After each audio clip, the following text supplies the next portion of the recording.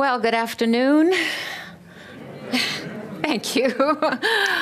It's really, it's a joy to be here, to share in this experience with you, to have a full tummy, a happy heart, and a mind that's being stretched. So thank you for the shared company and for your attention. I want to first sort of give a disclaimer, finding the sacred ground in a troubled world, because whenever one wants to speak about the sacred ground, I already feel I'm on shaky ground, because this is something that, as we all know, can only be pointed to. Language doesn't take us very far. So what I've put together today for you is a lot of, I think, beautiful images that perhaps will help open a portal to what may be meant by the sacred ground. The troubled world, of course, we all know a lot about. So that doesn't have to be explained too much, although I would like later to share with you some of my own experiences in covering a war as a journalist and discovering that the sacred does coexist in a place that was pretty much like Dante's ninth rung of hell. Maybe I should take about 30 seconds to at least share with you how I happen to be standing here today. I think my little thing is falling off. Hope I didn't screw anything up for you guys. Back in 1976, I was in a library in Glendale, California. I was doing some research on the Civil War. I was actually reading about Nat Turner.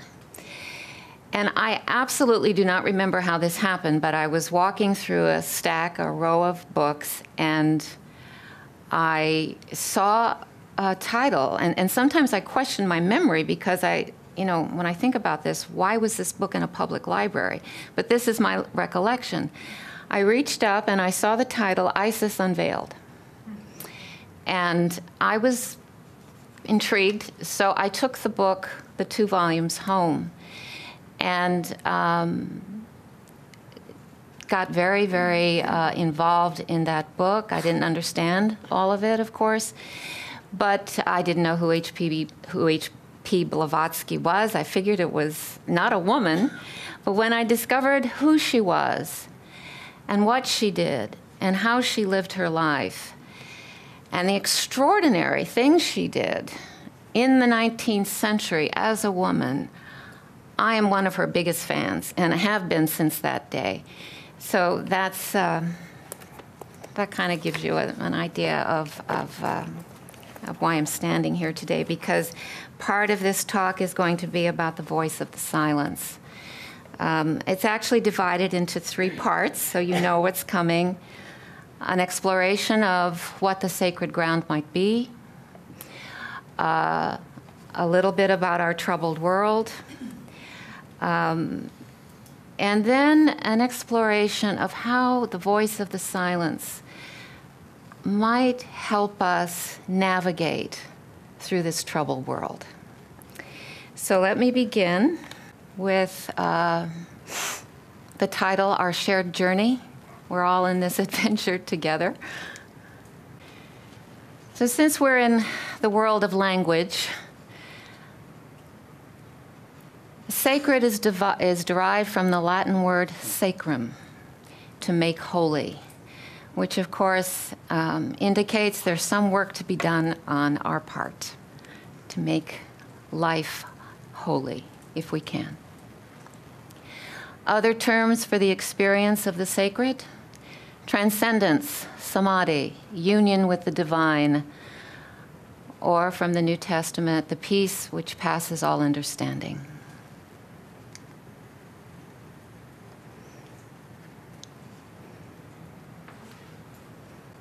Now, this is a lantern ceremony in Thailand with thousands of Buddhist monks. It just so happens that on the plane here from Los Angeles, we were all snug in our seats, and a Buddhist monk boarded and sat right in front of me in his beautiful flowing robes. And I knew he wasn't from India or Tibet, but I didn't know where he was from. So when there was a moment I could talk to him, I asked him where he was from, and it turned out he was from Thailand. And I showed him this picture, and he got very, very excited. Anyway, from the Encyclopedia Britannica, the definition of what we're calling sacred ground: the power, being, or realm understood by religious persons to be at the core of existence and to have a transformative effect on their lives and destinies. The only quarrel I have with this definition is religious persons. I don't think you necessarily have to be religious to feel the sense of what's meant in those words. This is what HPB has to say about it. All is impermanent in man except the pure, bright essence of Alea. Man is its crystal ray, a beam of light immaculate within. That beam is thy life guide and thy true self.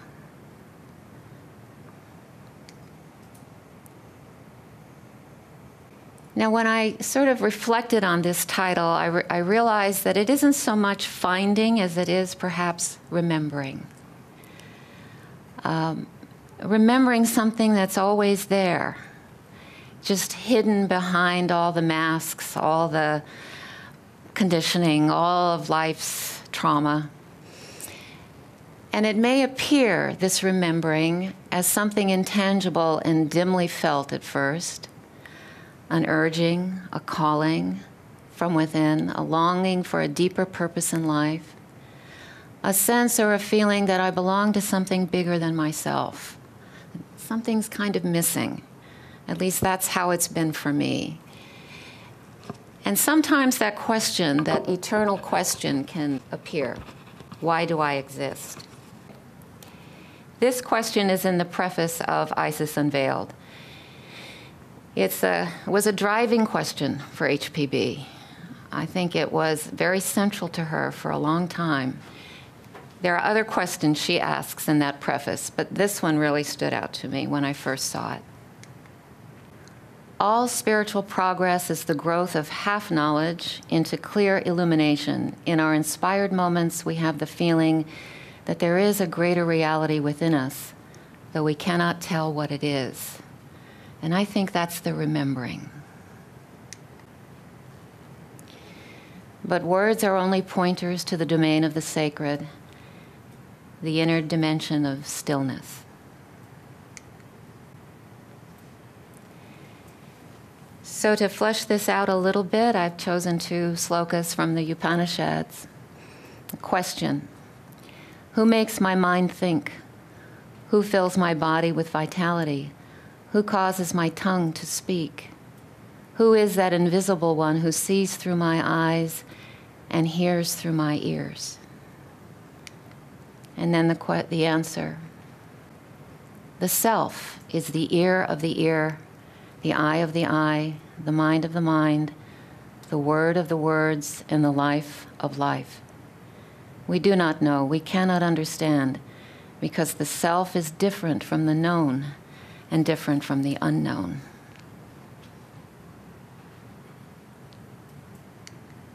And from Ramana Maharshi, the universe exists within the self.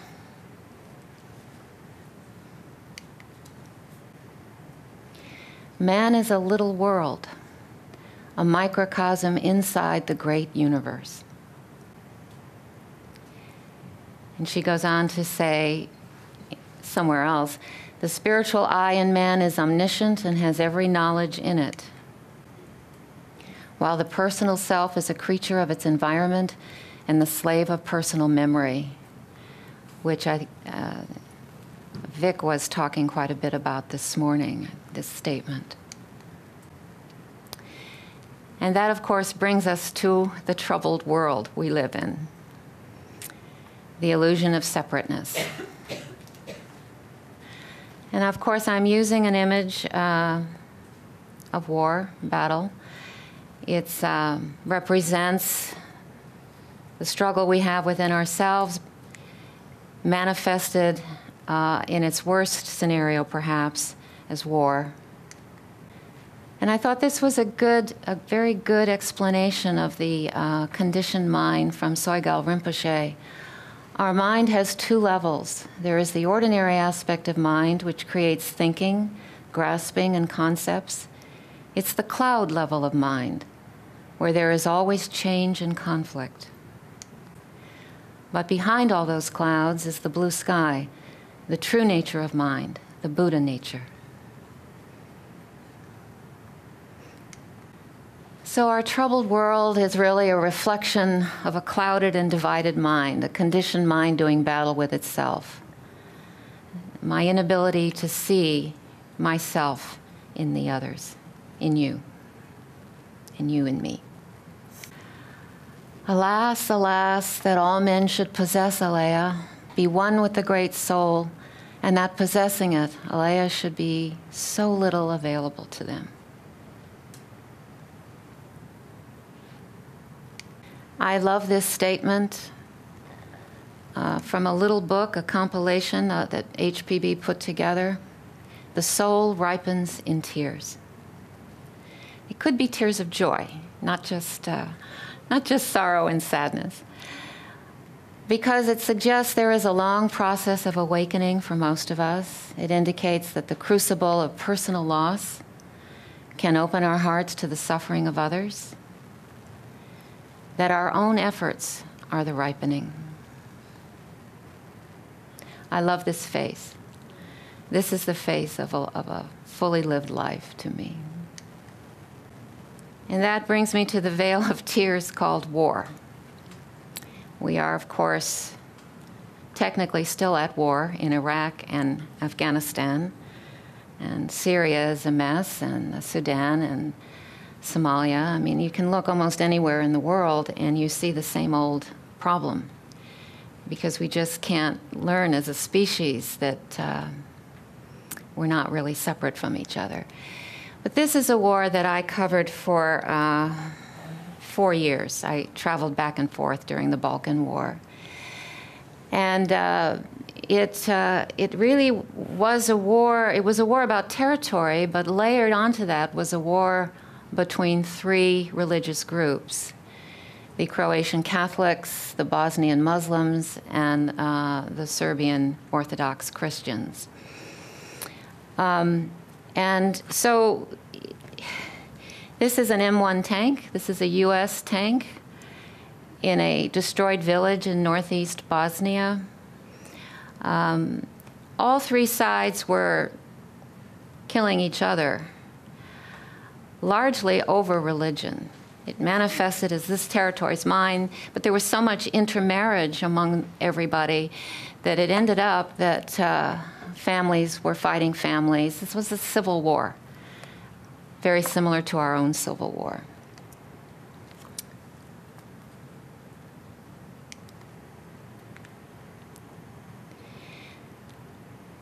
And I'm bringing this to you really not to depress you, but to show you how, in the midst of all this, something good is still happening. This is a United Nations food and medicine caravan. I was traveling with this group. There are, probably 24 trucks. And the men and women driving these trucks were risking their lives. Some of them were killed by snipers, trying to get food and medicine into villages that had been half destroyed and half cut off, and the only people that could get in were UN relief workers or aid organizations. I went there. I happened to be at a writers group, a Writers Guild meeting in Los Angeles, and they were presenting what was going on in the former Yugoslavia, and they were tossing words around like genocide and rape as a strategy of war, and you know, I got very upset, of course, and they were trying to, these writers and film people were trying to bring to the attention of this group of people what was really going on there, because at that point in time it really wasn't being reported by mainstream news. Anyway, I happened to be sitting next to the co-chair of Human Rights Watch, and we got to talking during the break, and she told me she was going to go to the Balkans that February. This was in November of 1991. And I don't know how the words came out of my mouth, because I have never been to a war before. But I've heard myself saying, can I go with you? I'll take a camera and I'll document the refugee stories and whatever you want me to do. And she said, okay. Then I was on the hook. And there's no preparation. If anyone here has served in the military and has been to a war zone, you know what I'm talking about. You just cannot psychologically, emotionally, or spiritually prepare yourself for an experience like that. So I was half crazy, idealistic, and also I wanted to do something. So that's how I ended up there. And I traveled with Human Rights Watch for a while. I ended up doing some photography for a Swiss children's charity called Terre des Hommes, and produced a documentary that aired in Europe about the work they were doing for war-traumatized kids. I was with Save the Children for a while. And then to help pay for all of this, I was doing some stringing for an ABC news station in Scranton, Pennsylvania, because, you know, we were all going on our own dime. Everyone in Human Rights Watch paid their own way. If we have no peace, it is because we have forgotten that we belong to each other. Somehow that always moves me, that sentence by Mother Teresa. I photographed many shots like this of destroyed homes.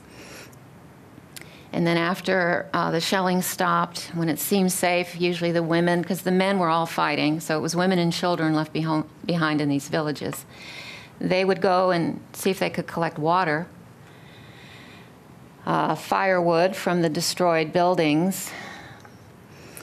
The interesting thing, I mean, I could spend an hour talking about the genesis of this war, and I can't, but East meets West in Europe, in Sarajevo. This is where the Ottoman Empire, or the remnants of the Ottoman Empire, and Christianity kind of blend together. And Tito, when he was in power, kept it under control through communism. You know, religious expression was very, very suppressed. But when Tito died and there was a battle for power, there became a battle for land, too. And certain segments within certain communities started using religion.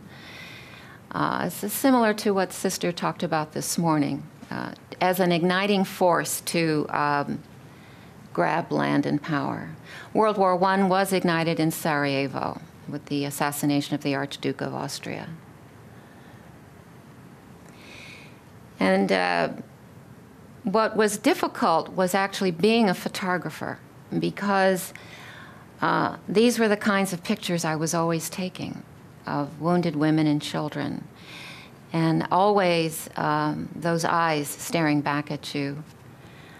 And it took me a long time to understand what I was really seeing in those eyes. Both of these women were in frontline hospitals, many of which were converted churches.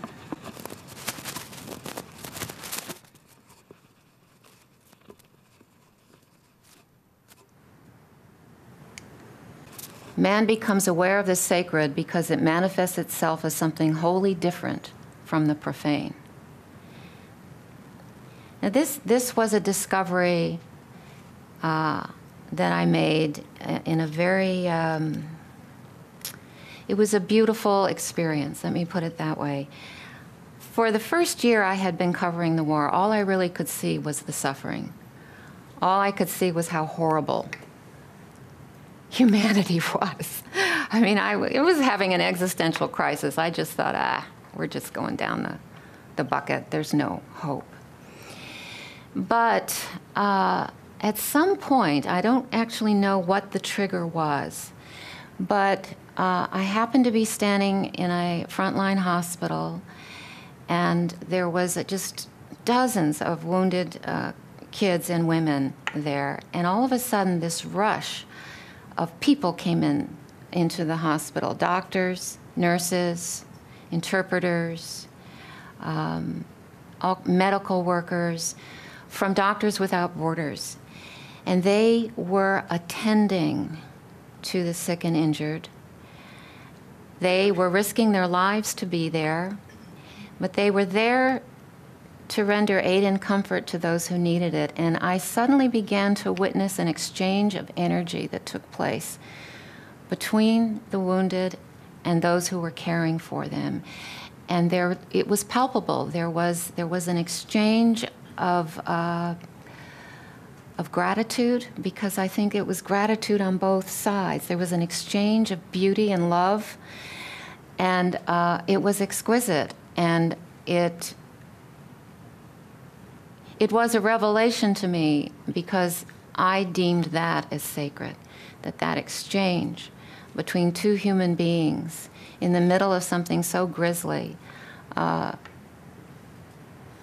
This is not new. It happens in every war. But of course, when you're standing there and you're witnessing it, and you're seeing it in 3 dimensions, and you're feeling it, and you're hearing the shells, and and yet there is this moment. This woman, her name is Sally Becker. She lives in New Jersey. She drove an ambulance in one of the hardest hit places there, Mostar, which was a Muslim community shelled by the Catholics. She was always rescuing mostly children at great peril to herself, and bringing them sometimes from a frontline hospital that wasn't safe anymore, so they had to be moved somewhere else. Sometimes right in the building they were wounded in. And these were not ambulances like we have in the streets of big cities. They're just makeshift cars. They're not safe at all. And so there were hundreds of people like her all over the place. And that was the most uplifting experience I cannot describe. And it just got me out of my feeling of dread. It really renewed my you have to see the duality. You have to witness it. And it changed everything for me. It made the rest of my traveling back and forth much easier. I just put this slide up here because of the sort of a segue to the final little chapter of this Balkan conflict. I was hiking out of a village in northeast Bosnia, and with aid workers. It was night, it was snowy, but it was clear. And I happened to look up at the sky, and I'd never seen a sky with so many stars. I mean, this corner, first of all, there was no electricity anywhere, no running water. I look back and I have no idea who that woman was that did that. I mean, I'm standing here, but I don't know how I did that. But, but the sky was lit up in such a way that I felt like I could reach up and grab a few and put them in my backpack. I mean, it was stunning. And the sense of awe and wonder and of how small I am and compared to this great thing we call a visible universe really hit me. And there was like a little reset button went on in my brain. And I was energized. I wasn't just a journalist anymore at that point, taking pictures and filing stories. Something else was taking hold. And shortly after that, I was in a hospital, and I met this little boy. His name is Elvis Muhic. He was a Muslim, secular Muslim. He'd never been in a mosque until I took him to one. He was 11 years old at that point in time, and he had been injured by a landmine. And his older brother had been killed in that same explosion. Anyway, he was about to have his leg cut off because they had no antibiotics. He had a badly, rapidly advancing infection. And the flesh was really right at the bone. And that was the only way they could deal with it, was to cut it off. And his mother asked if there was anything I could do. And at that time, I was traveling with Teradazome. And of course, I thought, what can I do? I mean, how do you get a child out of the middle of a war zone? But a friend of mine suggested I put his picture and a story online. There was a website at that point in time called Berserkistan, and it was about how we are going berserk all over the planet.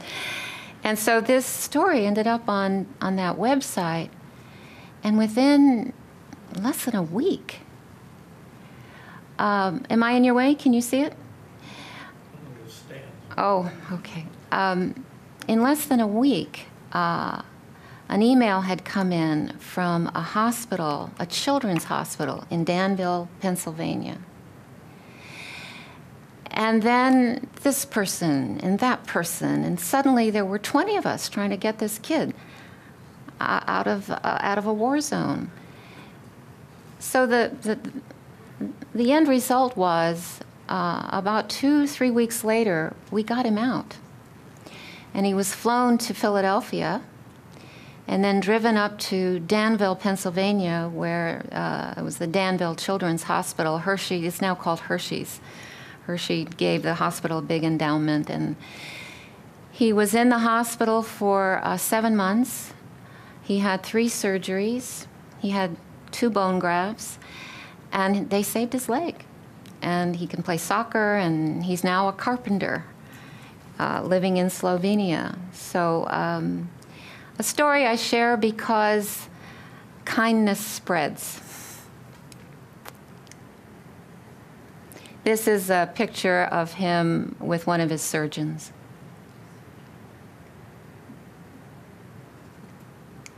There's a lot more to this story, but I wish I could tell you about it because it involves groups, Christian groups and Muslim groups getting together, and we see only the script and not the paper on which it is written. And because that's the case, we have an epidemic of poverty throughout the world, hunger, greed, lots of it.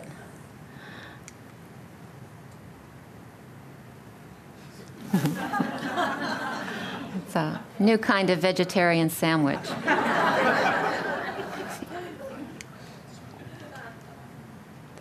Homelessness.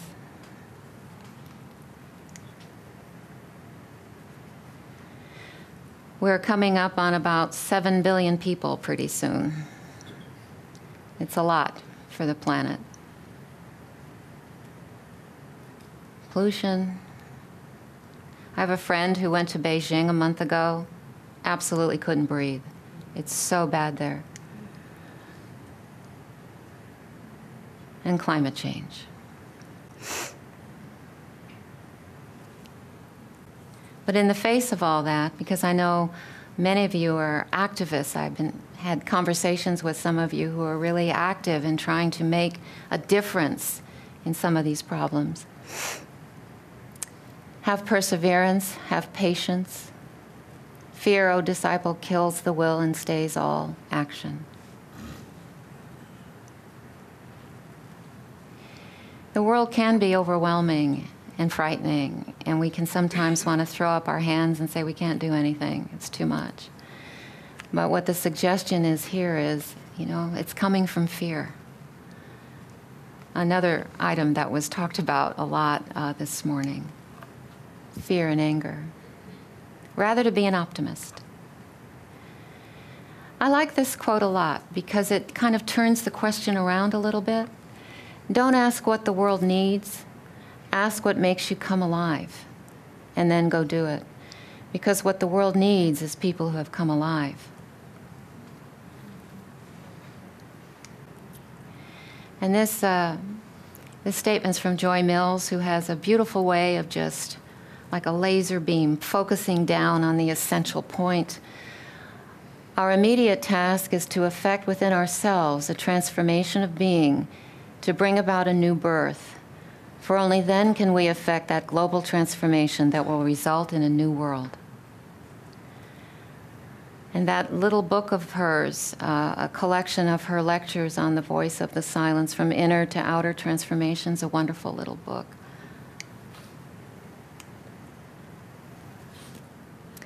And when the word transformation is mentioned, I wanted to acknowledge and pay homage to the two people who knew the necessity for the transformation of consciousness, which is why we're all here together today. This photograph is supposed to have been taken in 1888, which was just a year before The Voice of the Silence was published. And of course, in less than 3 years, HPB had passed away.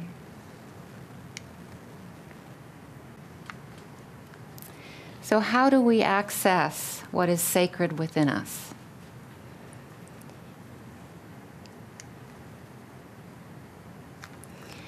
Well, we know these things: inner practice to still the mind, meditation, reflection, and the contemplation of beauty. You know, the world has become a pretty coarse place in many ways. It's very noisy, it's polluted, it's dense. But the contemplation of beauty can somehow take us out of that and open a door to something more whole within. Sacred places are the outer manifestation of the inner domain of the sacred. I think anytime we go into a place of worship, we light a candle, or say a prayer, or just take in the energy of the place, that can bring a certain level of stillness.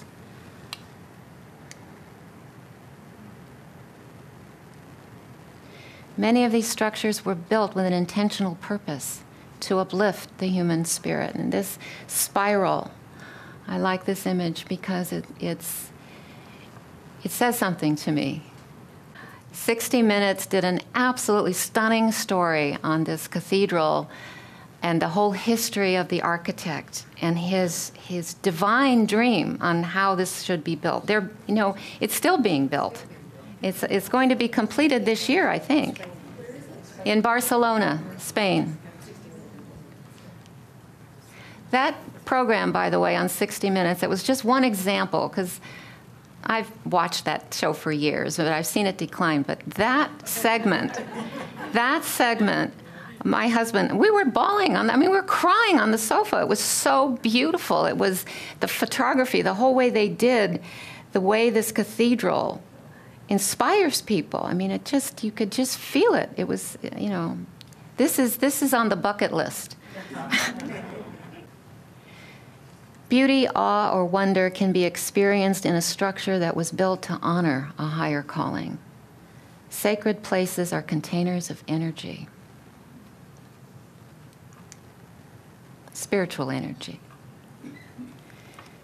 This is a mosque in Iran. I downloaded this off the internet. I wasn't there, but it's absolutely beautiful.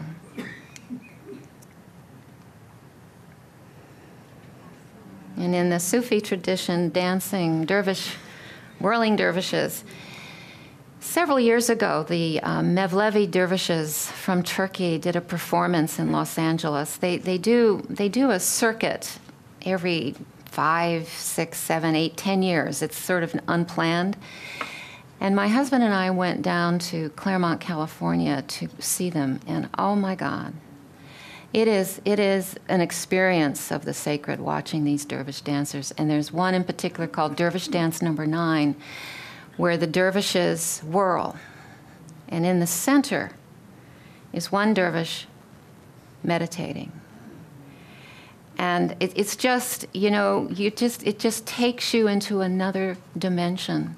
The whole audience was, You could hear a pin drop. It was so quiet, except for the music and the sound of the fabric swishing as they moved around.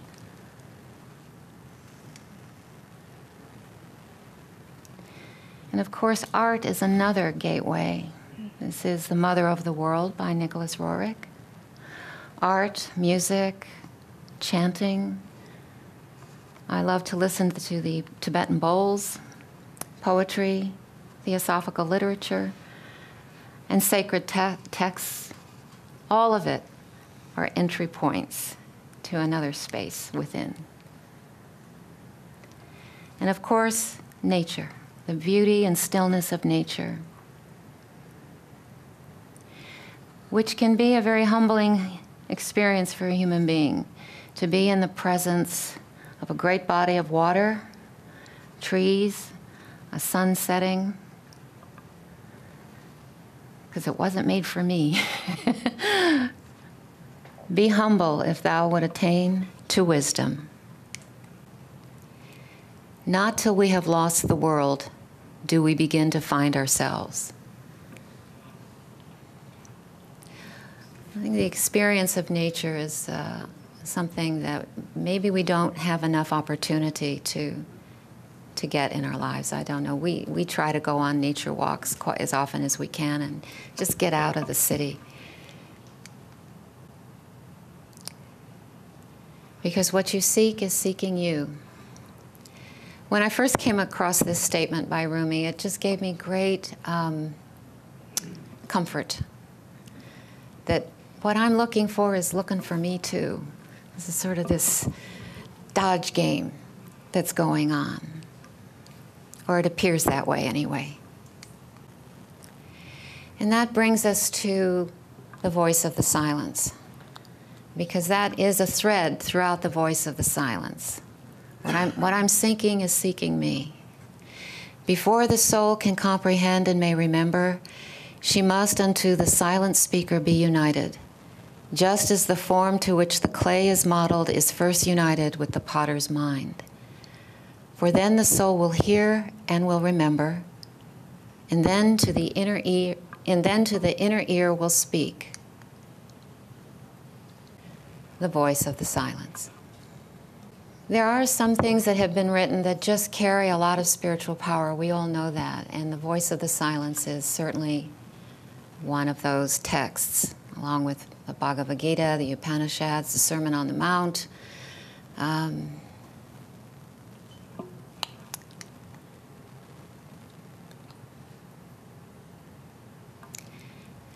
The title is a paradox. The silence has a voice which speaks to the inner ear. It's one of those mystical statements that have no comment. So this brings me to the last part of what I'm here to present, and that is, how might the voice of the silence be a practical tool in living in this world as it is, and being of the world but not in it? What I've done here is taken 7 selections that speak to me. I'm sure there are many others that would speak to you, and they are meditations, reflections that I came up with. And when you see them, you may have a different take on it. And when you go through the voice of the silence, you can pick your own, and it's sort of like a daily mantra. You know, pin it on the mirror or not. And the first, right out the gateway on page 1, the mind is the great slayer of the real. Let the disciple slay the slayer. Now this is beautifully poetic.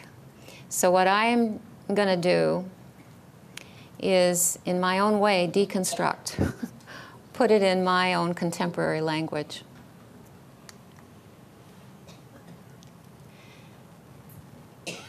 My ordinary mind is dual, reactive, judgmental. It slays or denies or is blind to the underlying unity of all existence. The antics of my mind must be observed. its self-importance extinguished, before I can begin to comprehend that all is one. The mind is the great slayer of the real. Let the disciple slay the slayer. Ah, here's the rub. But how do I slay the slayer? Well, I don't know, but here is what HPB suggests. To live to benefit mankind is the first step. And this raised a couple of questions when I looked at this. How do I know what is needed of me? Where do I begin?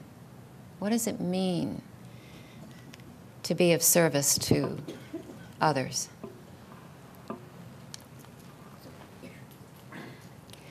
And I found this quote by the Dalai Lama in his book, The Middle Way, which I think makes me happy when I read this. Each morning after you wake up, try to share your thinking in beneficial ways before you begin your day. You can think, for instance, may my body, my speech, and my mind be used in a more compassionate way so that they may become a service to others. This is what I usually do. It makes life more meaningful. Turn your heart to the welfare of other beings with no attachment to the outcome and with a spirit of radical optimism.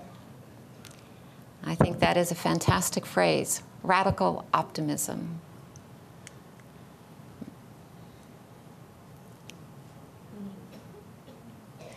And of course, compassion is not only meant for humans, it's meant for all that lives and breathes. So until he extends the circle of his compassion to all living things, man will not himself find peace.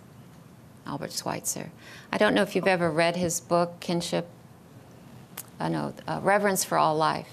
Beautiful book. I read it at some point when I was in college, and it affected me deeply. Number 3, be like the ocean, which receives all streams and rivers. The ocean's mighty calm remains unmoved. This I see as a practice of mindfulness. I sit quietly and let my thoughts come and go, like waves on the ocean. I follow my breath with my attention as I inhale and exhale. When my mind is quiet, I am open to a deeper stillness within me.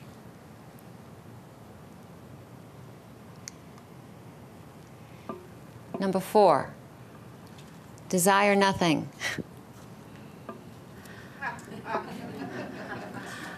I don't know if this is possible, but it got me to thinking. Of course, you know, we're told, Buddhism and really all the traditions tell us desire is at the root of all of our problems. We know that intellectually, but we're still human.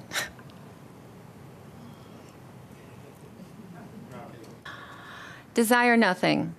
I'm full of wants and needs. I want my morning coffee and my life stress-free. I actually drink tea, but I want money in the bank and my kids to be happy. I need a new car and a smartphone I can figure out. And don't ask me to give up chocolate. I'm a chocoholic? Dark chocolate. But when I thought about this a little more deeply, maybe she means this. All I really have is the present moment. The past is a memory, the future isn't here except as a thought. When I die, I go without possessions and return to the source. My real life is not out there with my stuff. It's a place within that I barely know. In that sacred space, nothing is needed.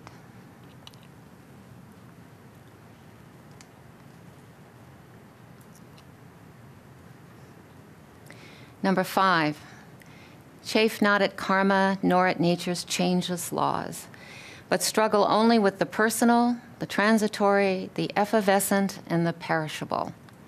I had to look up effervescent. It's something that vaporizes, that disappears into thin air. And here's a possibility of what that might be pointing to. Give up my tendency to fight with the present moment. Yesterday I was fighting with the weather. What a waste of time and energy, It just is the weather. Study my own mind and how it creates conflict and suffering. And accept the impermanence of life. Number 6, the path that leadeth on is lighted by one fire, the light of daring burning in the heart. It takes courage to examine the contents of my own mind and to acknowledge how little I really know. To see that spiritual insight has to be earned at the expense of my ego. Wisdom comes from the light of a compassionate heart.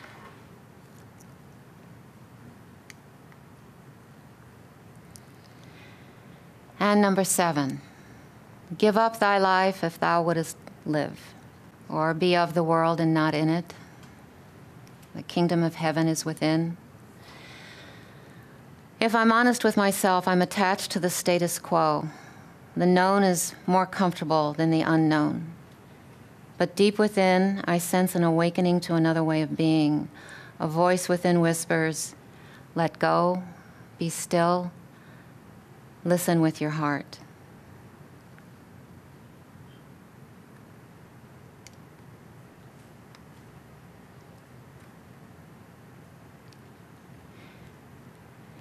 And now we're getting toward the finale, the central theme and core teaching of the voice of the silence, as I see it.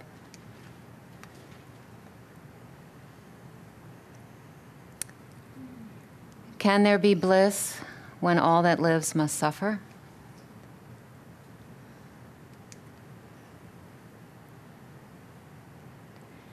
Shalt thou be saved and hear the whole world cry?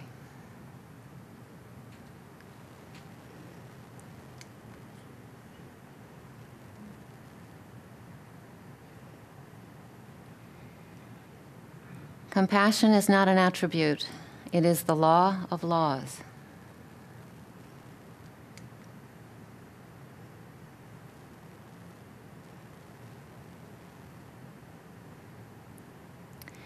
To become a genuine spiritual entity, man must first create himself anew. And that's the whole momentum of that little book, The Voice of the Silence.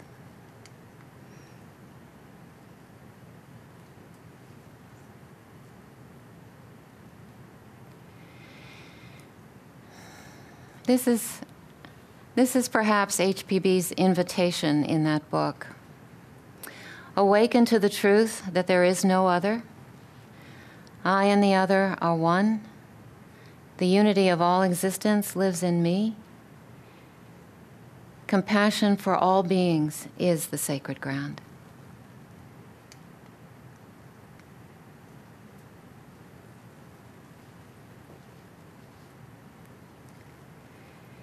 At the center of your being, you have the answer. You know who you are and what you want.